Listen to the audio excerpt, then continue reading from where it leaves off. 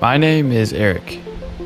I'm an engineering student, and 4,000 miles and 100 days earlier, while all my friends were attending internships, I was tweaking and adjusting for an uncertain road ahead.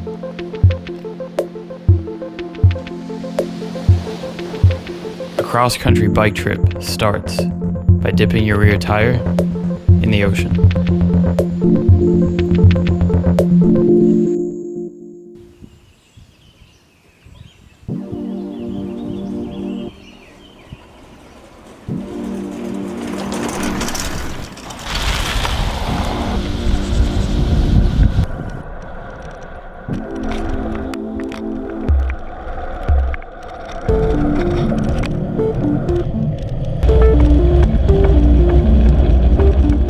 From the coast of North Carolina to the Badlands of North Dakota, I was alone for most of my trip.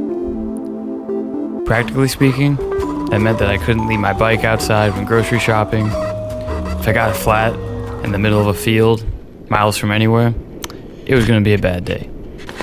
And at most nights, I slept outside, alone. I was on a budget, and I didn't mind. But when people found this out, that somebody from McDonald's recommended I check out, they warned me, watch your back. People can be crazy. And so far, not too bad. Not too bad. And more than once, I met these crazy people. Oh, yeah, just tell them you're staying in my camper out here. You're fine. Just here in Montana, at Gray, just living out of campers, working in this area. Erik came by riding his bike and needed something to eat, so we sat down and had a steak dinner and didn't have anybody else to feed with it, so he come along at the right time, I guess. Whether I was in a grocery store, a laundromat, even on the street, they never hesitated to offer. Good. I appreciate you offering. Yeah, if you need anything, if you stay for a few days or whatever, you need help, let me know. In Grass Range, Montana, it was a meal and an RV to sleep in. In North Dakota, a free biking hostel was just left open for travelers at somebody's house. In Chicago, there was a tune-up on my bike. In Minneapolis, a couple who had never even met me gave me the keys to their house while they were away. These crazy people kept me sane. How could I even thank them? Leave a note? They were more brave than crazy.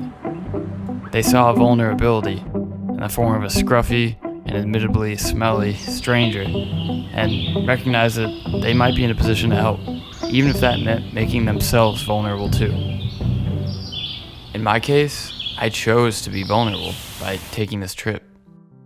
Most people who are don't get a choice, and often it takes more than a meal or a night's rest to help them to the other side.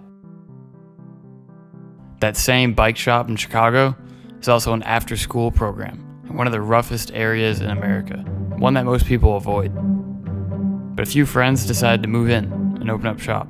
Every day, they remind dozens of kids that they're capable of anything. About half of them will go straight upstairs and work on homework. Volunteer tutors will help them out with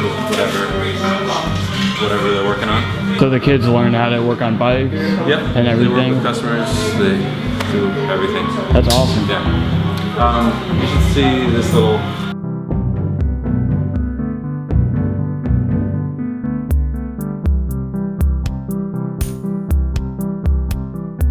A bike trip ends when you dip your front tire in the ocean. Now, I've reached the other horizon. But a journey ends when you've learned something. The real problem solvers in this world don't work from a distance. By making themselves vulnerable, they live social justice. Instead of just talking about it, they roll up their sleeves and find the root of the problem. No patching old tires or oiling rusty chains. I studied water resources engineering because when I was younger, we were told is what the world needed. But what the world really needs is more problem solvers.